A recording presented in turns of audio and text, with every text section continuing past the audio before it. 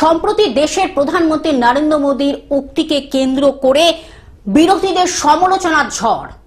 সম্প্রতি দেশের প্রধানমন্ত্রী সংসদ ভবনে বলা একটি উক্তিকে কেন্দ্র করে রাজ্য তথা দেশে বিরোধীদের তরফে সমালোচনার ঝড় উঠেছে। মূলত নরেন্দ্র মোদী শীতকালীন অধিবেশন চলাকালীন বঙ্কিমচন্দ্রের উপমা দিতে গিয়ে বঙ্কিমদা বলেন এবং সেই উক্তিকে ঘিরেই চাঞ্চল্য সৃষ্টি হয়। রাজ্যের মুখ্যমন্ত্রী মমতা বন্দ্যোপাধ্যায়ের প্রসঙ্গে জানান যে বঙ্কিমচন্দ্র চট্টোপাধ্যায়কে বঙ্কিমদা বলায় বাঙালির ভাবাবেগে আঘাত লাগে, যেটা তার বুঝে বলা উচিত ছিল। तब बंकिमदा ने उस हीन भावना को भी झकझोरने के लिए और सामर्थ्य का परिचय कराने के लिए वंदे मातरम के भारत के सामर्थ्यशाली स्वरूप को प्रकट करते हुए आपने लिखा था, तम ही दुर्गा दश प्रहरण धारिणी कमला कमल दल विहारिणी वाणी विद्या दायिनी नमामि त्वाम नमामि कमलाम अमलाम अतुलाम सुजलाम सुफलाम मातरम वंदे मातरम। এই প্রসঙ্গে প্রবাদ প্রতিম বঙ্কিমচন্দ্র চট্টোপাধ্যায়ের প্রপৌত্র সজল চট্টোপাধ্যায়ের সঙ্গে যোগাযোগ করলে তিনি তার মতামত তুলে ধরেন এবং তিনি জানান যে নরেন্দ্র মোদী দেশের প্রধানমন্ত্রী হওয়া সত্ত্বেও যেহেতু একজন অবাঙালি, তাই তার মনে হয় বাঙালিদেরকে দাদা বলাটা একটা সম্বোধন, তাই সেটাতে তিনি কোনো রকম ভাবে অপমানজনক দিক খুঁজে পাচ্ছেন না। বরং তিনি আরো জানান যে আজকে রাজ্য তথা দেশের বিভিন্ন প্রান্তে রবীন্দ্রনাথ সহ বিভিন্ন মনীষীদের নামে ইউনিভার্সিটি কলেজ ভবন থাকা সত্ত্বেও বঙ্কিমচন্দ্রের নামাঙ্কিত কোনো প্রতিষ্ঠান বা ভবন চোখে পড়েনি।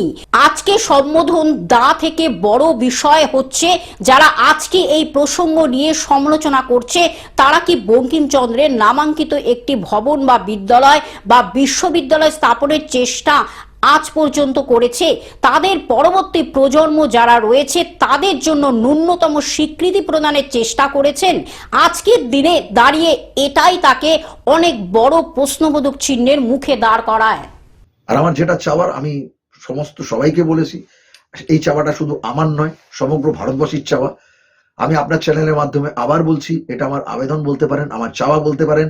আমি আমার অধিকার থেকে চাইছি, আমার ব্যক্তিগত, আমার দাদু সাহিত্য সম্রাট বঙ্কিমচন্দ্র চট্টোপাধ্যায়, সেই অধিকার থেকে আমি বলছি, ভারতবর্ষের প্রথম গ্র্যাজুয়েট বঙ্কিমচন্দ্র চট্টোপাধ্যায়। তো তিনি প্রথম গ্র্যাজুয়েট, কি পেয়েছেন বলতে পারেন? কিন্তু সারা জীবন নেগলেক্টেড, তার ফ্যামিলিও নেগলেক্টেড, তিনি তো কিছু পাননি। তার নামে কি একটা ইউনিভার্সিটি বা বাঞ্ছনীয় ছিল না? রবীন্দ্রনাথ আমাদের জনগণমন দিয়েছেন, আর একদিকে বঙ্কিমচন্দ্র বন্দে মাতরম, দুজনের সেই এক্স্যাক্টলি ওজনটা তো তুল্যমূল্য করলে প্রায় একই। এবং বঙ্কিমবাবু একজনকে নিয়ে এত চর্চা বা কাজের নিদিকেও তাকে নিয়ে অনেক গবেষণা হচ্ছে, কিন্তু আরেকটা দিক কোনোভাবে বঞ্চিত, নেগলেক্টেড, ব্রাত্য যা বলবেন তাই। সব থেকে বড় কথা, বঙ্কিমবাবুর সাথে রবীন্দ্রনাথ ঠাকুরের ভীষণ ভালো সম্পর্ক ছিল, এটা অনেকে জানেন না। আমাদের কলেজ স্ট্রিটের বাড়িতে উনি আসতেন, বঙ্কিমবাবুর কাছে উনি আসতেন, ভীষণ ভালো সম্পর্ক ছিল। আমরা নিজেরা রাজনৈতিক স্বার্থে এটাকে বিকৃত করে ফেলেছি। তাহলে আমার যেটা এখন কি এরকম কোনো ব্যাপার দেখা যাচ্ছে যে আপনি বললেন রাজনৈতিক কথা, যে রাজনৈতিক কথা না, মানে রাজনৈতিক বললেন আর কি, যে রাজনৈতিক দিক থেকে দেখা যাচ্ছে যে কোনোভাবে এখন রবীন্দ্রনাথ হচ্ছে একটা মানে মার্কিং করা ব্যাপার।